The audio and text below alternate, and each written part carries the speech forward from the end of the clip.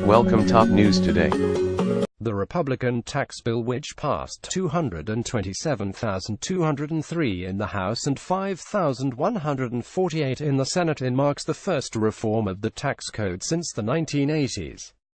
President Donald Trump and congressional Republicans have some justification for celebration, but even during the holiday season, the people should not imagine that the bill actually gives them anything. The bill lowers the corporate rate from 35% to 21% and reduces rates in 5 of the 7 tax brackets. It's nothing approaching a flat tax, but according to the New York Times, it will cut taxes for about 75% of filers in 2018. This means that government will withhold from workers' paychecks less of the money they have already earned through labor. That money is proper to them, but in the current system the government gets it before the worker does. The new tax bill does nothing to change that practice, a relic of World War II. As Robert Higgs' Crisis and Leviathan notes, before World War II, individuals who owed federal tax on their income paid the tax during the following year in quarterly installments. In 1943, economist Milton Friedman helped launch the practice of grabbing the workers' money right off the top. All the money in workers' paycheck is theirs, but now they've got only their take-home pay. This was supposed to be a temporary measure, but government likes getting workers' money before they do and kept withholding in place.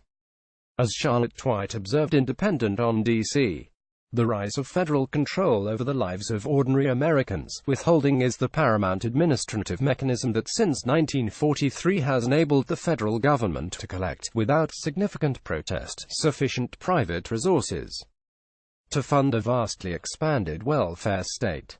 The new tax bill does not change that reality, and the Trump administration has yet to trim the welfare state in any significant way. Neither has the administration eliminated redundant federal agencies such as the Consumer Finance Protection Bureau, which is funded by the Federal Reserve and not accountable to Congress. The new tax bill will enable most Americans to keep more of their own money, but when the government takes less of workers' money, that does not constitute a gift. The government does, however, take the money and give it to others, all part of the federal trickle-down process. Even with the new bill, American workers still face property taxes, sales taxes, gasoline taxes, and a multitude of taxes disguised as fees and such. And some states also impose income tax. California's top marginal income tax rate is 13.3%, highest of the 50 states. Likewise, the base sales tax rate of 7.5% is the highest in the nation. California has recently imposed a $5.2 billion gasoline tax, supposedly to fix the state's disastrous roads.